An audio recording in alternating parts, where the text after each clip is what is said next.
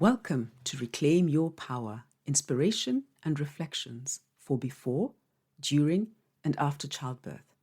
A podcast about birth, getting in touch with our bodies, and talking about things that aren't often discussed or that you may not find in mainstream sources of information. A podcast to transform the way you plan for and approach birth, moving from fear and uncertainty to empowerment and inspiration. My name is Fungisai, which means to remind, and that's what I aim to do here. Remind you that the power lies within you and that it all starts with you. What is one of the things we most dread when we think of giving birth? Pain. When I look at all the various techniques that are offered to help women avoid or reduce this dreaded experience and make birth easier, it makes me wonder, why are we so afraid of pain during childbirth? How do we understand this pain? And if we looked at it in a different way, would this help us? Don't misunderstand me. I'm not saying that pain is fun or that we should just suffer through it and not get any kind of pain relief. But if we think back to previous episodes in my podcast, especially episode 2, Fear, and episode 5, Hormones, it's important to understand what underlies our relationship with pain and if this is something that should be applied to childbirth. Today, I will reflect on the fear of pain during childbirth, present an alternative way we can try to look at this, and talk about the different ways to manage pain. As usual, I will reflect on and share my experiences where relevant, but I'll also share from my experiences as a doula. Now, we all have our own subjective experiences, attitudes towards pain or pain thresholds. By pain threshold, I mean how much pain we can endure or tolerate. Some people have a very low pain threshold and will react strongly to the slightest cut. Some have a very high threshold and can have a broken arm or a deep cut and still manage to walk, move, etc. I'm sure you've all heard stories of people who fall, break a bone, and then continue whatever they were doing until they're finished and then take themselves off to hospital. There are also different types of pain: sharp pain, deep throbbing pain, dull pain, pain that comes in bursts, pain that feels like something is being twisted inside, burning pain, etc. You get the picture. There's a variety, and we all describe and experience it differently. Our relationship with pain can be something that is not just physical, but psychological. So you may react strongly to the pain, not because of the intensity of the pain, but how you perceive it. Now, if I cut my finger, I think, ow, that's sore. And oh, there's blood, and okay, I'll take care of it, I'll put a plaster. Others, however, will go into a panic at the sight of blood or even faint, and that may be based on their previous experience. Usually people don't even know why they react this way. Maybe as a child they saw a parent reacting with fear, and this is somehow been ingrained in them, that a cut or blood is something to be feared. My point here is that how we react to pain can be a learned reaction. If you see everyone else freaking out, you think, well, maybe that's the way I should react. Because we're social animals, and many of us model our behavior either on our parents, our peers, etc. This can also work in the opposite way, where some people are taught not to overreact. So when they're in real debilitating pain, they don't say it or show it, which can also be dangerous. Usually, pain is a message from our body to tell us that something is not as it should be. It's our natural alarm system. It's a sign that we are alive, our bodies are working, that something is wrong, and we need to respond or react. So when you cut, burn, break something in your body, it's perfectly natural to be concerned and to want to do something to soothe it and take the hurt away. So how is this pain that we all experience in one form or another different from pain during childbirth? The thing to remember is that during childbirth, we're not being injured. We haven't stumbled and fallen or cut ourselves accidentally or broken a bone. Childbirth is a positive process where the baby that's been growing inside us for 40 or so weeks is now ready to come out into the world to meet us. The pain we feel during this process is a positive pain.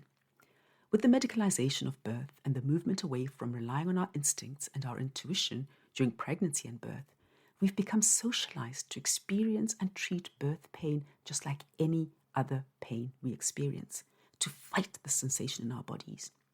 Ina May Gaskin, an American midwife whom I consider as a revolutionary where issues of pregnancy, birth, and beyond are concerned, puts it in a lovely way. In her book, Ina May's Guide to Childbirth, she writes, "The pain of labor and birth has an entirely different message. It says, relax your pelvic muscles, let go, surrender, go with the flow. Don't fight this. It's bigger than you." Now, I can imagine most people will roll their eyes when they hear this, especially if they've been through birth. They'll say, well, as far as I remember, it hurt like hell. Yes, it hurts, but the pain or our experience of the pain is affected by our attitude to it, just like anything else. If you approach pain in labor and childbirth as something to fight and escape from, then it will hurt like hell, and you'll see no purpose to it. But if, as Ina May puts it, you embrace or surrender to this pain or to this sensation, then your experience will be transformed. This doesn't mean that there'll be no pain, although I've heard this can happen, but that you will work with your body instead of against it. She suggests that instead of thinking of the pain as contractions, which is a word I use for clarity, to think of them as sensations in your body. Some people call them waves or surges, and this may help to visualize the wave, the water rising until it crests, and then it comes down again and recedes as you go through these sensations, which is exactly what happens as the muscles in our uterus squeeze and relax. Understanding how the body is working and why makes all the difference to our relationship with pain and childbirth. The environment we're in is also important. If we are surrounded by bright lights and sterility, we're more likely to find it difficult to surrender and let go because our instincts are telling us that we need to be alert, ready to flee or fight, and we are thus more likely to produce the appropriate adrenaline hormones. If all you see are tubes and medical equipment around you, you won't feel safe and you'll expect bad things to happen. That equipment isn't there for nothing. You're in an environment where you'll need to be rescued. You're in a hospital, a place where people come to be cured. But as I said in an earlier episode, pregnancy is not an illness, and giving birth should not ordinarily require medication. Society has taken away the natural environment of the birth space and replaced it with something that causes our bodies to react with fear and tension because they feel threatened. So, what causes pain? I won't go into biological details, but just give you a quick overview. The muscles in your body contract or squeeze, and you are exerting a lot of energy as your muscles contract and relax to move your baby down and out of your body. The baby has to move from the uterus, where it is lying, with its head against your cervix, that's the opening of the uterus. As the baby's head puts pressure on the cervix, hormones are released to soften the cervix, and it begins to stretch and thin. And that is why when you're checked, the midwives will tell you how many centimeters you have dilated. This means how much the cervix has opened. You can experiment with this by putting a small ball into a narrow balloon and then squeezing the top of the balloon, and you will see how the opening of the balloon stretches and opens. That's roughly what's happening in your body. This means that the muscles are working hard, squeezing and pushing. Some of the muscles in your uterus will work vertically to squeeze, and some will work horizontally to push down. This is hard work. Your baby is also moving around in your uterus in a corkscrew way and moving down. So there's a lot going on. Also think of when you run very fast for a long time or walk up a steep hill. At some point your muscles hurt because they're working hard. This is what happens, and this is where the pain comes from. So if we can understand this pain and flow with it instead of tensing and fighting against it, we may still feel the pain, but we'll cope with it much better because we'll understand it. If we accept that something incredible is happening in our bodies and find ways to surrender to this, our experiences will most likely be more positive. Fighting against this pain and feeling stressed makes our bodies produce stress hormones, and this will affect the muscles, causing them to cramp up, resulting in increased pain, slower dilation, failure to progress, and a likelihood of intervention. I mentioned the importance of the environment, and in episode 5, when I discussed hormones, I explained how our instinctive or primitive brain is affected by our environment because it has been wired or programmed to release the hormones under certain conditions. Birth usually starts in the evening or at night when we're at rest and totally relaxed, and when it's dark or dim. So we associate dark or dim lighting with relaxation and slowing down, and an environment that has low lighting makes us feel more relaxed, and it's easier for us to flow with the rhythm of our bodies. Breath is important, and this is where I recommend yoga. Yoga helps us become aware of our breath and how we breathe. I'm sure you're thinking, well, I know how to breathe. Why do I need some new age hippie to tell me how to breathe? Well, nowadays there is so much online and so many apps you can use. But if you can manage it, a good antenatal yoga class will provide you with a variety of skills that you can use during pregnancy, birth, and beyond. Having an awareness of your breath and appreciating how breathing in different ways can help us to calm down, can help us manage pain, and is one of the most important things you can learn. I'll talk more about this in the next episode. The other way to deal or cope, or to help you cope better, is movement. Remember in episode 2 when I talked about the woman lying on her back in the TV program, screaming her head off? Well, this is fiction, but in real life, she'd probably be screaming her head off because she would be in really intense pain. Lying on your back slows down labor, makes it longer, and causes you more pain. One of the amazing things that happens when the baby's head is descending through the birth canal is that your tailbone lifts, so there's more space in your pelvis for the small person with a big head to come through. I think this is kind of cool. What amazing bodies we have. Now, when you lie on your tailbone, where's it going to lift to? Nowhere. That's more pain, more strain. I'm still amazed that more midwives do not insist that women get off their bums, so to speak. I had an episiotomy with my first birth because my son wasn't coming out when I pushed. And of course it was taking time. It was my first birth, so the muscles around there were tight. Plus I was in a semi-reclining position and my poor tailbone had nowhere to go. I watched my first client go through exactly the same thing, much to my frustration. But I also watched how keeping the tailbone down helped slow down a birth that would have been too fast. So although I would say keep your tailbone free at all times, it all depends on the circumstances. If your baby is shooting out like a mini rocket, best to sit on that tailbone to help slow things down.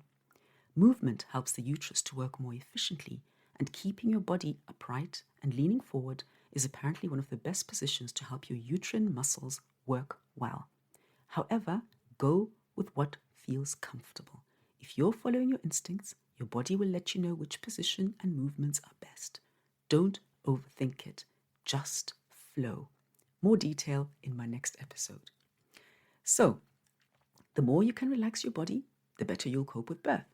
As I talked about in the episode on hormones, the same hormones that are produced during birth and the ones that are produced when we have sex are the same.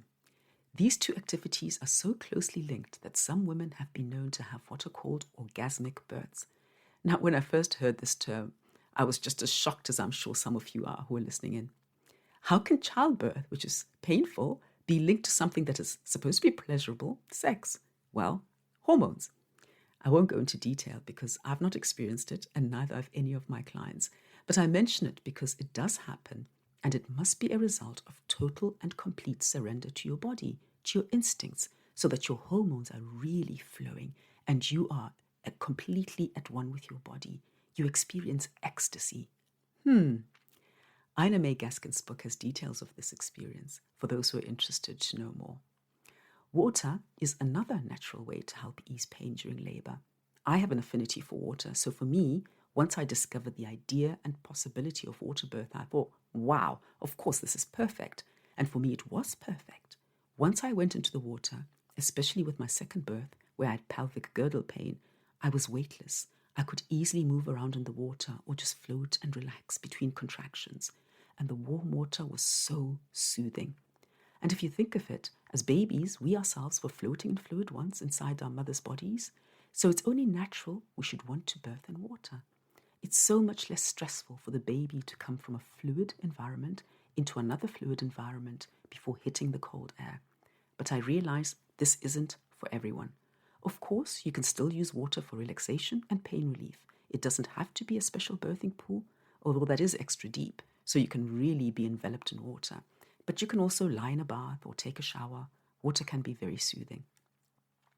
In my second birth, I used a TENS machine. This stands for transcutaneous electrical nerve stimulation. That's a mouthful. I found out about this during my research and hired a unit and used it during the first stage of birth before I went to the birthing pool. I had 4 electrodes attached to my lower back, and then I had a unit which I held in my hand and where I had buttons which I pressed when contractions came. This sent a mild electrical current into my body and helped take the edge off the pain. I really noticed the difference when I stopped using it, just before I got into the birthing pool and I had a contraction. Then I felt the difference in the level of pain, so it really did work well.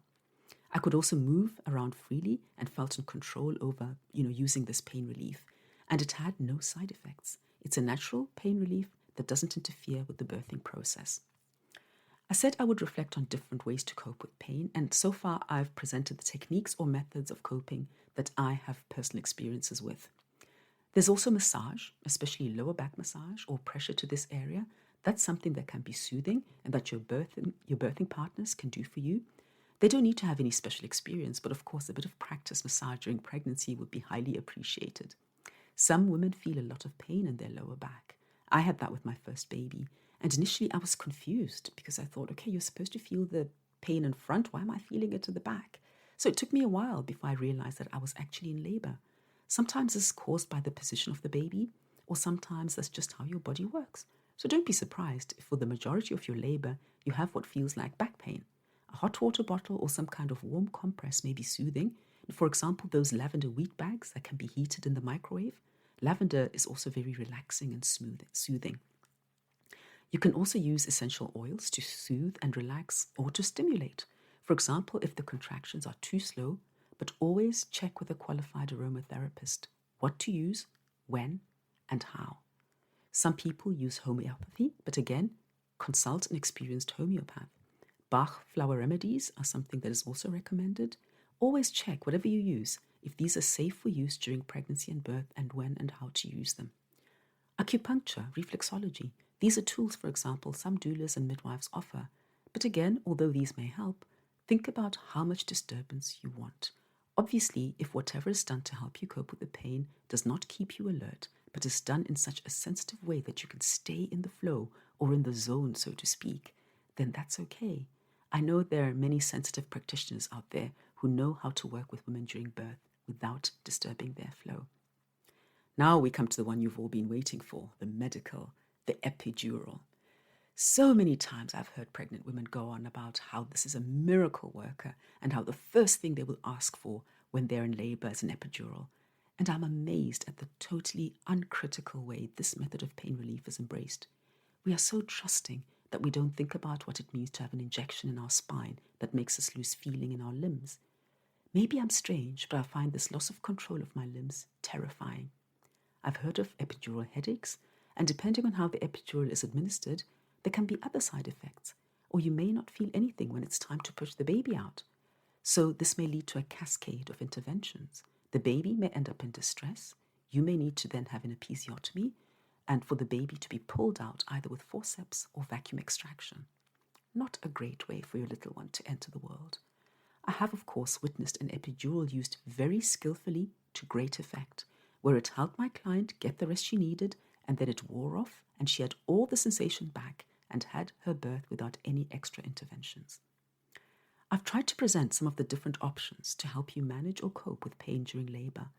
I'm not saying anything is right or wrong at the end of the day. It's your body, your choice. What I'm saying is that don't make a choice because of what your mother, grandmother, mother-in-law, best friend, sister, neighbor, etc. experienced. Their bodies and their circumstances are different to yours. Choose what feels right for you. Make an informed decision and don't make a decision based on ignorance, misinformation, or fear. What is important is that you feel safe and in control.